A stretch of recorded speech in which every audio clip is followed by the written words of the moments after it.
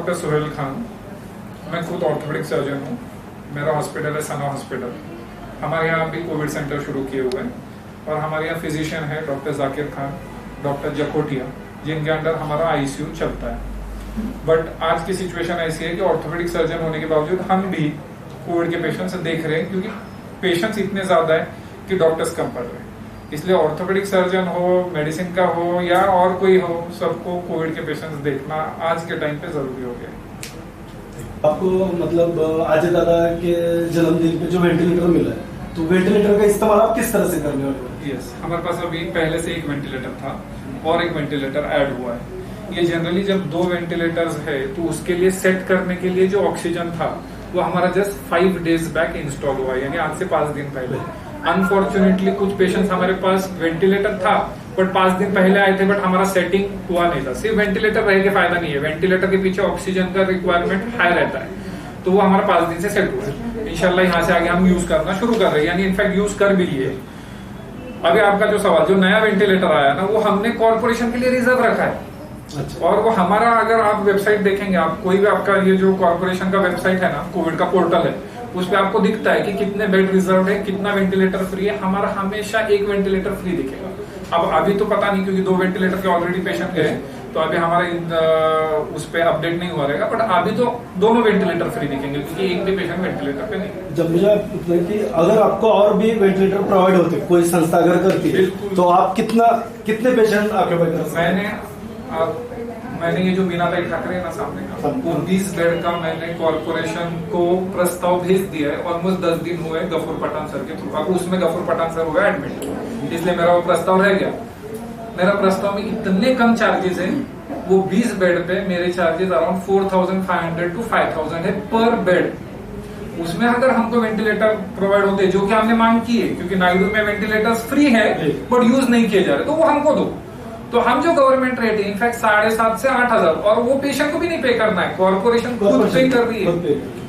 तो ये प्रस्ताव मैंने ऑलरेडी दिया हुआ है मीनाबाई ठाकरे के लिए, जो अगर मंजूर होता है तो हम इंशाल्लाह वहां पे भी शुरू करेंगे। क्योंकि हमारी कोशिश क्या है कि यहाँ के जो आसपास के जो हमारे तरफ के जो लोग हैं, उनको अच्छी से अच्छी सुविधा मिले। डेफिनेटली तो इसके लिए हम जो है ना, वेंटिलेटर के लिए अलग से हम प्रपोजल आयुक्त के पास भी डाल सकते हैं, विभाग के आयुक्त के पास भी डाल सकते हैं, क्योंकि हमने कंटिन्यू 3 महीने में ये कोविड के बारे में हमारे 12 से 13 आंदोलन हो गए। परसों कॉर्पोरेशन पे आंदोलन हो गया था। वापिस पहले विभागीय आयुक्त महेश्वर साहब थे, उनके साथ 3 घंटे की इसके बारे में पूरी बात हो गई। हमारी अलग अलग संगठन, नर्मदा बच्चों की मेगा बात करते हैं, और हमारे NAPM के लोग, हम सब जाके जो है ना, इनको सब पूरा प्रस्ताव दिए। तो मेरे को जब ये बात पता चली ना कि ऐसा हो रहा है, इसलिए मैं आ गया ना। तो मैं आज तक किसी आए ना, तो हमको एक्सप्लेनेशन देने का मौका मिला। अभी क्या होता है, लोगों को बाहर पूरी बात नहीं पता रहती, और हम इतने पेशेंट्स रहते हैं कि हम पूरी तरीके से नहीं बता सकते। अगर कोई पेशेंट एडमिट होने के लिए आया, हमारे पास वेंटिलेटर खाली नहीं, तो हमको भगाना पड़ता है, बट वो निगेटिविटी क्रिएट होता है। अगर वो पेशेंट हमको आके एक्चुअल में पूछे, और उस टाइम पे वो माइंड स्टेट ऑफ माइंड में नहीं रहता है कि हमारी बात सुने, क्योंकि उनको उनका पेशेंट जरूरी रहता है, हमारी बात सुनने के वो पेशेंट्स में नहीं रहते। जनरल में आपको एक क्वेश्चन करता हूँ कि ये जो कोविड का जो है, इसमें आप लोगों को क्या सलाह देंगे? सबसे फर्स्ट सलाह मैं दूंगा, एक ही सलाह दूंगा, जब बुखार आ रही है ना, तब आओ। एक भी पेशेंट को एडमिट भी नहीं होना पड़ेगा, और लिटरली यही हो रहा है। मेरे खुद के घर के कितने पेशेंट्स हैं जो होम क्वारंटाइन हुए हैं। बट सबसे सिंपल सलाह है, जब बुखार आ रही है ना, तो कंसल्टेंट को दिखाओ, और ये जो प्रैक्टिशनर्स के पास से जो मेडिसिन टैबलेट्स जो ले रहे हैं ना, वो बंद किया जाए। क्योंकि एक बार जनरल फिजिशियन को, MD मेडिसिन को अगर दिखाए ना, तो फर्स्ट डे से अगर सस्पेक्टेड कोविड का ट्रीटमेंट शुरू हो जाए, बिना स्वैब के भी हमको समझ में आ जाता है कि पेशेंट को कोविड है या नहीं है। स्वैब ये हमको एक एडिशनल बेनिफिट है, बट स्वैब की जरूरत नहीं है। ब्लड टेस्ट में और एक्सरे में हमको दिख जाता है कि पेशेंट को कोविड है या नहीं है, यानी स्वैब लेने के पहले हम कोविड की दवाई शुरू कर सकते हैं। आपने जैसा बताया ना, उस हिसाब से हमने किए। अभी आज तक हमने पूरे अपने जो वानोडी क्षत्रिय कार्यालय, उसमें मोर देन 7000 लोगों के हमने टेस्टिंग की है। उनमें से हमको सस्पेक्टेड सिर्फ 22 लोग मिले। 22 लोगों को हमने सिंहगढ़ और ऊपर जो कोई कॉलेज है, KYC या समथिंग कॉलेज है, वहाँ पे उनको क्वारंटाइन किया। उनका रिजल्ट इतना अच्छा आ गया जैसा आपने बताया, तो सब लोग हट्टे कट्टे हो गए। उसमें से आज है ना 15 लोग कल आए थे, बाकी के 7 लोग 2-3 दिन में आएंगे। तो मेरा जनरली इसके बारे में आपको सवाल पूछा कि जनरली एक्सपीरियंस ये है कि कोविड जो है, मतलब जो लोग डर रहे हैं ना, इतना डरने वाली चीज नहीं है।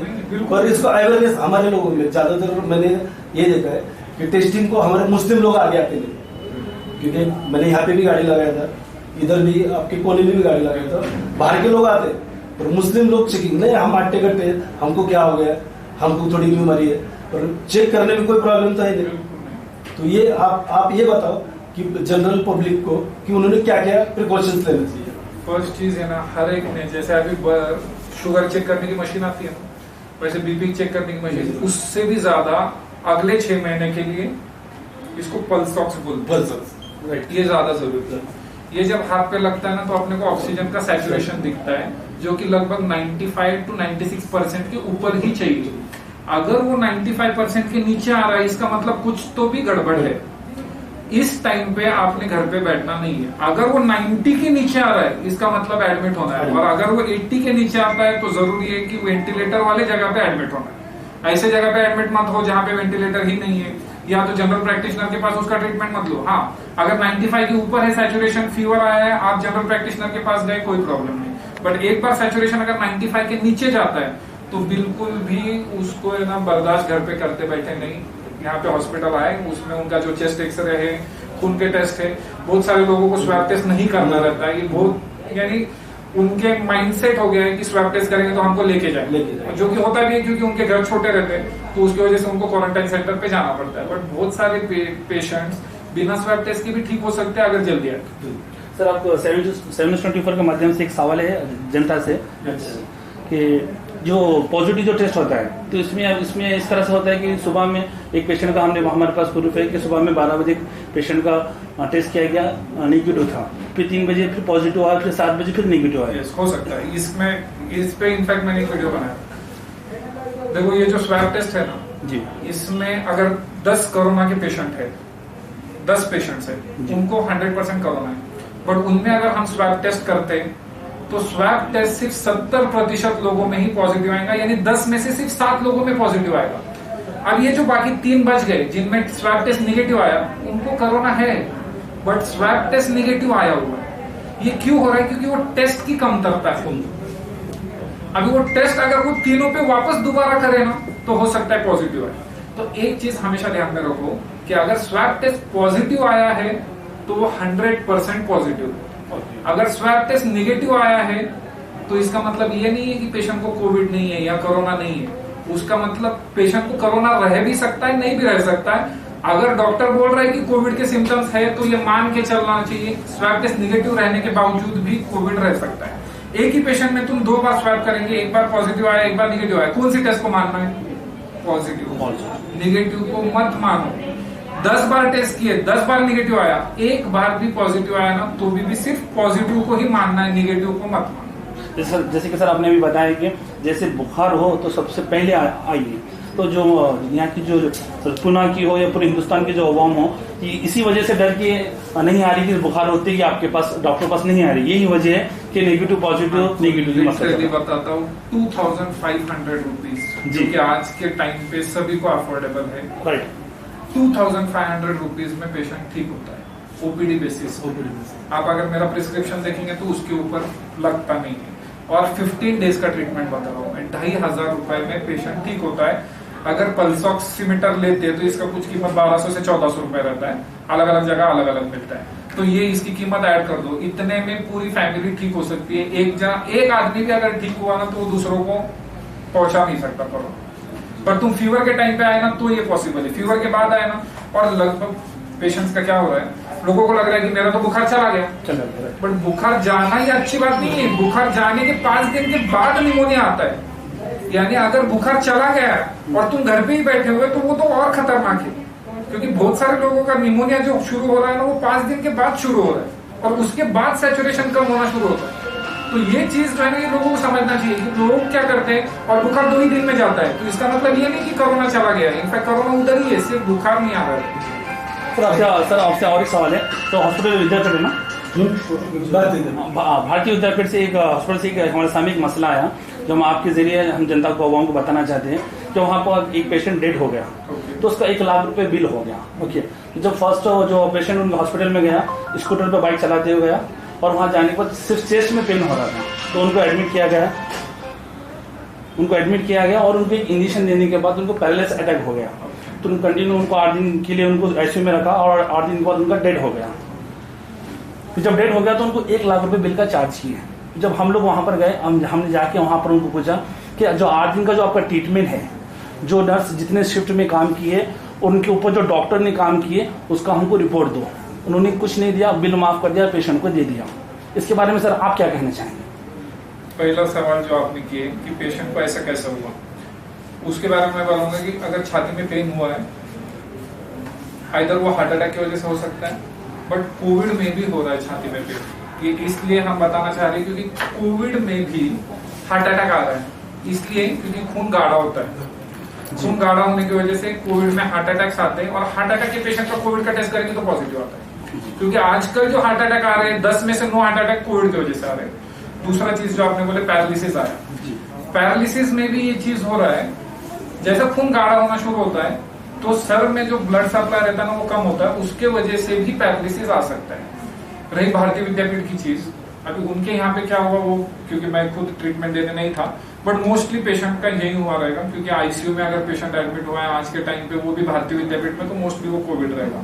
तो सर जिस तरह से आपने एक्सप्लेन किया, तो वहाँ पर हमें एक्सप्लेन ये चीज की नहीं हुई, सिर्फ हमने जब उनको बताया कि हमें सिर्फ आपके ट्रीटमेंट का रिपोर्ट चाहिए। जैसे कि कोई भी नर्स एक जो दिन में 2 शिफ्ट होते हैं, जो अपना वर्क करते हैं डॉक्टर की बेसिक पे, डॉक्टर जो इंस्ट्रक्शन देते हैं उनको उस हिसाब से वो काम करते हैं। सिर्फ हमने उनको इतना ही कहा कि 8 दिन का ट्रीटमेंट दो। कोई दिन वहां पर नीचे आके बात नहीं किया। वहां का जो सिक्योरिटी गार्ड ने आके बोला आपको बिल भरने की ताकत है क्या? नहीं है, बॉडी लेके जाओ। इससे जनता बहुत डरी है साहब। एक जनरल क्वेश्चन है, मतलब ये मेरा रिलेटेड, आपसे रिलेटेड भी है, पर मैं एक आम आदमी हूँ इसलिए मैं क्वेश्चन पूछ रहा हूँ। कोविड के पेशेंट का पोस्टमार्टम क्यों नहीं होता? पहली बात, कोविड के पेशेंट में पोस्टमार्टम करने में खतरा है, क्योंकि जो कोविड का पोस्टमार्टम कर रहा है उसमें डॉक्टर इन्वॉल्व होता है। पोस्टमार्टम के लिए जो लोग रहते हैं, जो पहले से वो भी इन्वॉल्व होते हैं, तो उनके जान को खतरा रहता है। कोविड का पोस्टमार्टम WHO ने मना किया था, बट फिर भी इटली में जब बहुत सारे डेथ होना शुरू हो गए, कोविड में पोस्टमार्टम होना शुरू हो गया। इसलिए वो रिसर्च पर्पस के लिए हुआ था। रिसर्च पर्पस के लिए होने की वजह से अपने को समझ में आया कि इसमें तो खून गाढ़ा हो रहा है, जो कि पहले 2 महीने में समझ में ही नहीं आया था। कोविड का पोस्टमार्टम हो गया, अभी उसके ऊपर रिसर्च ऑलमोस्ट कंप्लीट हुआ है, तो अभी उसमें पोस्टमार्टम करके देखने में कोई पॉइंट नहीं है। सिर्फ ये प्रूफ करना कि पेशेंट को कोविड है और कोविड की वजह से मारा, उसके लिए हम सिंपल स्वैब टेस्ट कर सकते हैं, तो इसका पोस्टमार्टम करने की जरूरत ही नहीं। दूसरा सवाल लोगों के जो आ रहे हैं ना, क्योंकि बॉडी जब दी जाती है, डेड बॉडी सबूत की जाती है, पर जब उसको दफनाने के लिए हमारी टीम है, जैसे अभी मतवाले आए थे ना, तो उनका कंप्लेंट मेरे पास बहुत आया है कि जब हम वो दफनाते हैं ना, तो बॉडी में से खून आता है, तो जब पोस्टमार्टम नहीं होता तो बॉडी में से खून कहाँ से आता है? क्यों? क्योंकि जब हॉस्पिटल में पेशेंट एडमिट हो रहा है ना, तो हमको इतना खून गाढ़ा मिलता है कि नॉर्मली जो टेस्ट रहती है खून गाढ़ा और पतला है क्या नहीं दिखाने के लिए, अगर वो 500 पे पॉजिटिव आती है, तो लोगों का खून का गाढ़ा होने का जो है वो 10,000 यानी 20 गुना खून गाढ़ा हो गया। तो इसमें क्या किया जाता है, खून पतला करने के इंजेक्शंस दिए जाते हैं, ताकि पेशेंट को खून गाढ़ा रहने की वजह से हार्ट अटैक या ये नहीं है। हो सकता है कि वो जो खून पतला हुआ रहता है वो पोस्ट डेथ, वो उसमें से कहीं से अगर उनको जख्म रहेगा या अगर इंट्राकैथ उनको सलाइन लगाया रहेगा, तो उसमें से ब्लीडिंग हो सकती है, क्योंकि खून पतला हुआ रहता है। जैसे सस्पेक्शन जो आया ना, क्योंकि मैंने बहुत सी जगह देखा है ऑर्गन का जो है ऑर्गन तस्करी हो रही है, तो इसमें सस्पेक्शन ही आ रहा था, क्योंकि इसके लिए तो हमारे रिसर्च शुरू है कि बहुत से जगह पे मेरे को ऐसे न्यूज भी आए कि बॉडी से पार्ट वगैरह निकाल लिए, किडनी लंग्स वगैरह निकाल के लिए हुए। तो मेरा सवाल उसके इसलिए था कि खून इसलिए आता है। आपने जवाब दिया, बहुत बहुत शुक्रिया सर। जैसे कोविड में जो जितने पेशेंट 60% पेशेंट जो डेड हो रहे हैं, तो उनमें ज्यादातर किडनी फेल से हो रहे हैं। किडनी फेल का क्या मामला सर?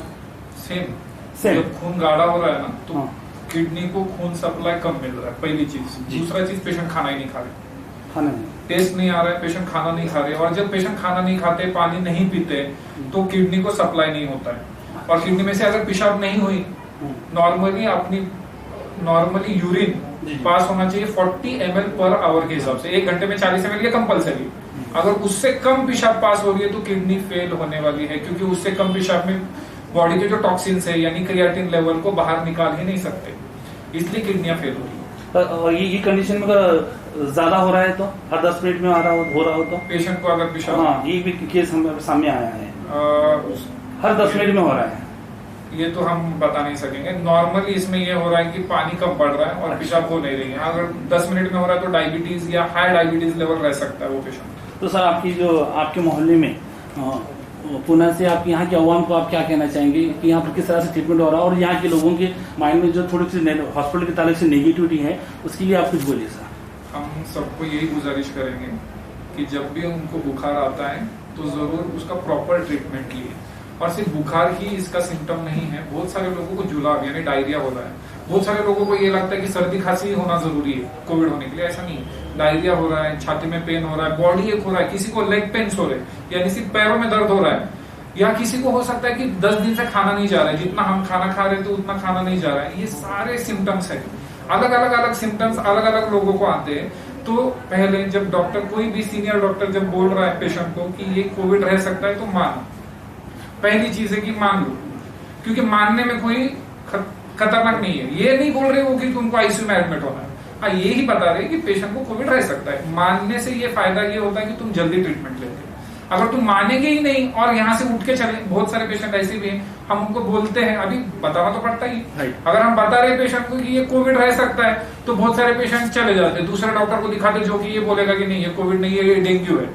बहुत सारे पेशेंट की इसमें डेंगू के रिपोर्ट पॉजिटिव आते हैं, टाइफाइड के रिपोर्ट पॉजिटिव आते हैं, वो कोविड में भी आ सकते हैं। ये समझने के लिए बहुत सारा उसमें पैथोफिजियोलॉजी है, बट वो अभी समझाने का टाइम नहीं है। बट डेंगू पॉजिटिव आया इसलिए कोविड नहीं है ऐसा नहीं है, टाइफाइड पॉजिटिव आया इसलिए कोविड नहीं है ऐसा नहीं है, ये तीनों साथ में भी रह सकता है, या कोविड में भी ये सारी चीजें पॉजिटिव आती है। अगर डॉक्टर बोल रहा है छाती के एक्सरे में तुमको कोरोना दिख रहा है या कोविड के सिम्टम्स दिख रहे हैं तो ट्रीटमेंट ले लो। ट्रीटमेंट लेने में कोई भी नुकसान नहीं है। अगर ये ट्रीटमेंट से कोई भी डिसएडवांटेज रहता या कोई भी प्रॉब्लम्स पेशेंट फेस करते तो हम डेफिनेटली ट्रीटमेंट सोच समझ के देते। बट यहाँ अगर पेशेंट को कोविड का कोई भी सिम्टम लग रहा है तो ट्रीटमेंट शुरू कर दीजिए, स्वैब टेस्ट भले ही आप बाद में करो। मैं आपको एक पूरे कोंडवा वासियों की तरफ से मेरा एक सवाल है कि यहाँ पे आपने देखा होगा कि इस तरफ का एरिया जो है ये हाईली मतलब एजुकेटेड भी है और सब लोग अच्छे, उस तरफ का एरिया जैसा मीठा नगर हो गया, बेचलेस, तो यहाँ पे बहुत गरीब तबका है। तो ये अगर डिटेक्ट होती है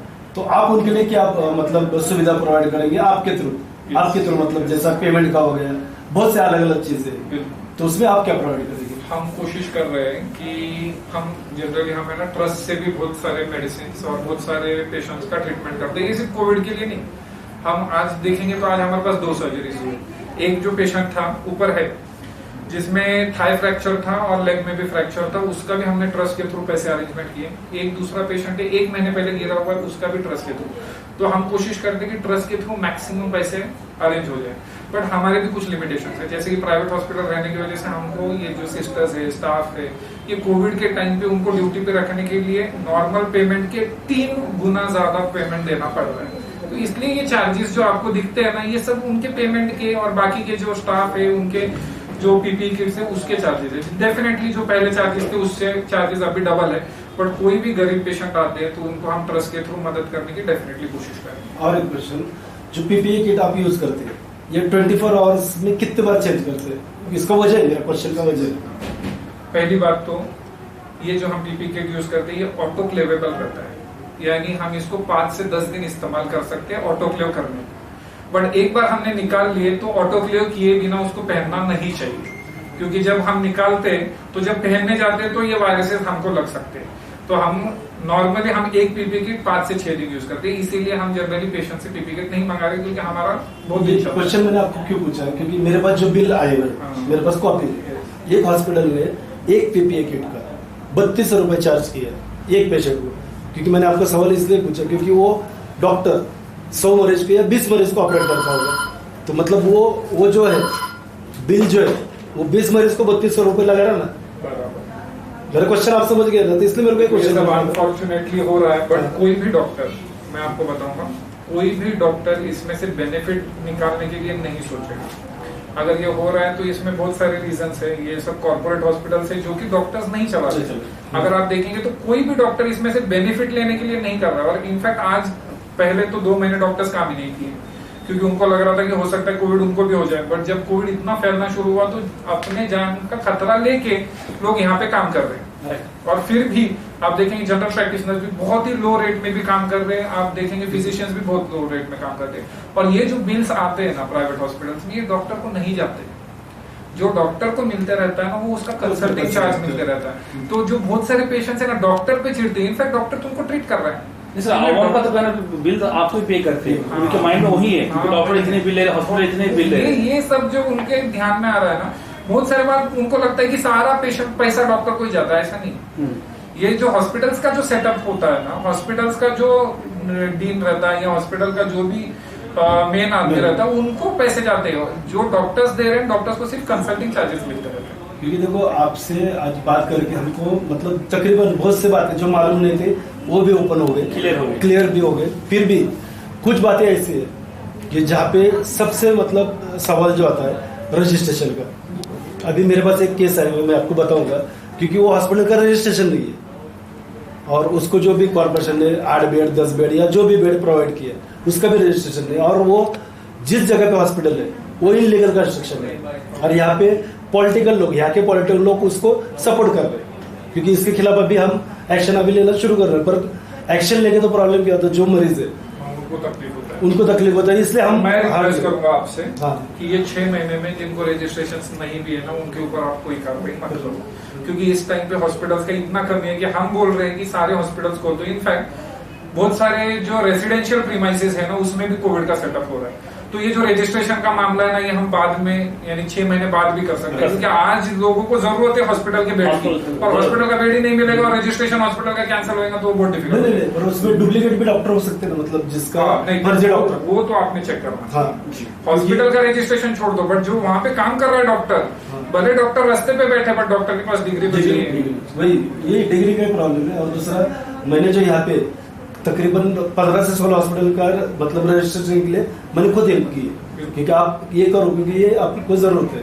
आपको पता नहीं होगा, अभी हम अक्टूबर महीने में जेनरिक मेडिसिन पे बहुत बड़ा आंदोलन चल रहा है, क्योंकि डॉक्टर ने कंपल्सरी मतलब प्रिस्क्राइब जब आप करते हैं तो प्रिस्क्राइब के साथ आप रेगुलर और जेनरिक दोनों भी ऑप्शन अपने देना जरूरी है। क्योंकि मैं अमीर हूँ तो मैं 100 रुपए की गोली ले सकता हूँ, पर दूसरा गरीब है उसको अफोर्ड नहीं कर सकते, तो इसलिए आपने मतलब प्रिस्क्राइब करके रखना। तो आप भी मतलब आपके थ्रू सबको मैसेज दो, आप दो लफ्ज जेनरिक मेडिसिन के बारे में बताइए तो बताइए। यस डेफिनेटली, नई मेडिसिन लेने से कुछ लोग जो अफोर्ड ही नहीं करते हैं, बहुत सारे बार ऐसा होता है कि हम 15 दिन की मेडिसिन लिखे और पेशेंट ने 2 या 3 दिन की मेडिसिन लिया, तो ऑब्वियसली उसको ट्रीटमेंट पूरा नहीं मिलेगा तो उसको इफेक्ट आएगा ही नहीं।